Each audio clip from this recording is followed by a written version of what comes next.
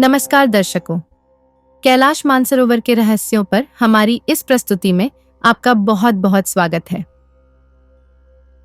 क्या आप जानते हैं कि कैलाश पर्वत पर शिखर से लेकर नीचे तक यह लंबा निशान कैसे बना? विज्ञान के लिए यह एक रहस्य है। इस निशान को देखकर ऐसा लगता है मानो किसी ने ऊपर तक चढ़ने के लिए सीढ़ियां बनाई हों। इसका भूगर्भीय या वैज्ञानिक कारण तो तभी पता चलेगा जब कोई जाकर निकट से देखेगा, जो कि फिलहाल संभव नहीं है। किंतु प्राचीन धार्मिक कथाओं में इसे लेकर बहुत सारी बातें की गई हैं। आपको यह जानकर आश्चर्य होगा कि हिंदू धर्म से लेकर बौद्ध और तिब्बत के स्थानीय बौद्ध धर्म की कथाओं में कैलाश पर्वत के इस निशान के बारे में जो वर्णन मिलता है, उसमें बहुत कुछ समानता है। इन कहानियों में कितनी सच्चाई है, यह निर्णय हम आप पर छोड़ते हैं।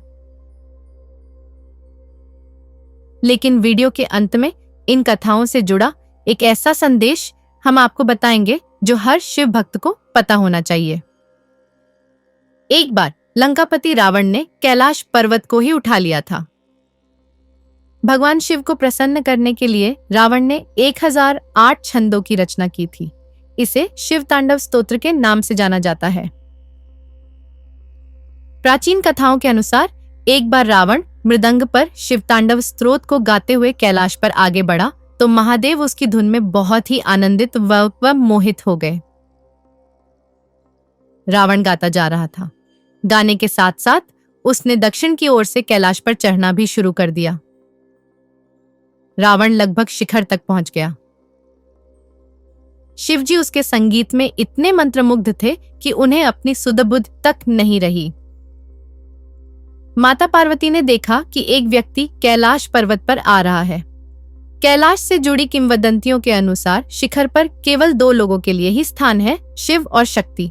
माता पार्वती ने पहले तो शिवजी को उनके हर्षोन्माद से बाहर लाने का प्रयास किया। वे बोली, वो व्यक्ति बिल्कुल ऊपर तक आ गया है, आप कुछ कीजिए। लेकिन महादेव संगीत और काव्य में ही लीन थे। किसी प्रकार पार्वती जी शिव जी को संगीत के रोमांच से बाहर लाने में सफल हुई, लेकिन तब तक रावण लगभग शिखर तक पहुंच चुका था। शिव जी की आंखें खुली तो उन्होंने उसे अपने पैर से धक्का मारकर नीचे गिरा दिया। रावण कैलाश के दक्षिणी मुख से फिसलते हुए नीचे की ओर गिरा। दक्षिणी मुख अर्थात कैलाश पर्वत का वो हिस्सा जो भारतीय सीमा की ओर है। भारत की ओर से देखने पर कैलाश का यही भाग दिखाई देता है।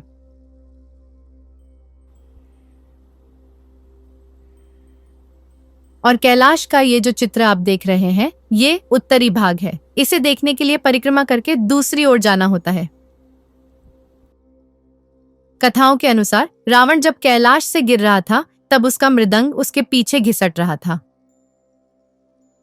जैसे जैसे रावण नीचे आता गया, उसका मृदंग पर्वत पर ऊपर से नीचे तक एक गहरा चिन्ह खींचता हुआ गया।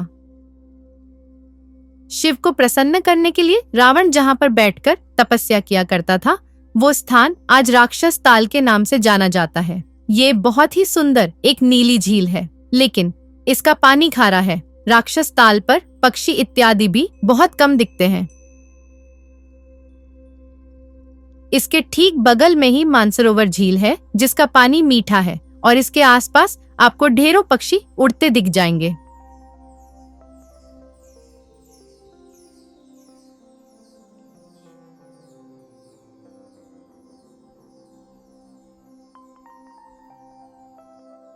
बौद्ध ग्रंथों में कैलाश पर्वत को मेरु पर्वत कहा गया है। इनके अनुसार मेरु पर्वत पर डेमाचोक अर्थात बुद्ध चक्रसंवर और उनकी पत्नी दोरजे फागमो का निवास है। एक बार नारोबोंचुंग नाम के व्यक्ति ने कैलाश पर चढ़ने का प्रयास किया तो उसे वहां से धक्का दे दिया गया। उसके फिसलकर नीचे गिरने से कैलाश की चोटी से नीचे तक यह निशान बन गया।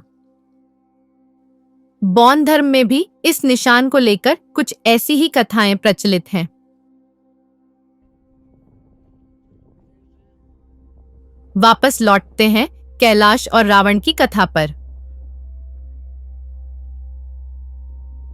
आप जानते ही हैं कि रावण भगवान शिव का बहुत बड़ा भक्त था। कैलाश पर चढ़ाई के अतिरिक्त भी रावण ने अपने आराध्य को प्रसन्न करने के लिए बहुत सारे उपाय किए थे। उसकी शिव भक्ति के बारे में अनेक कहानियां प्रचलित हैं। एक बार शिव ने कैलाश पर्वत को ही उठा लिया था। वह उसे लंका लेकर जाना चाहता था। इसी प्रकार एक बार रावण ने अपने 10 शीश काटकर भगवान शिव को अर्पित कर दिए थे। ये कहानियां हमें संदेश देती हैं कि एक भक्त को अपनी महानता का अहंकार नहीं होना चाहिए। बिना ईश्वर के शरणागत हुए भक्ति संभव ही नहीं। ऐसा व्यक्ति जो ईश्वर के समक्ष अहंकार का प्रदर्शन करता है, उसे कोई तात्कालिक सफलता भले ही मिल जाए, किंतु एक न एक दिन शिखर तक पहुंचकर उसे धक्का दिया जा सकता है। आशा है आपको यह प्रस्तुति अच्छी लगी होगी। यदि हाँ, तो इसे लाइक करें। इससे हमारा उत्साहवर्धन होगा। साथ ही कमेंट के माध्यम से अपनी प्रतिक्रिया अवश्य करें। भगवान शिव और उनसे जुड़ी कथाओं पर हम ऐसे वीडियो लगातार लाते रहते हैं। आप इन्हें देख सकें, इसके लिए इस चैनल को सब्सक्राइब करना न भूलें।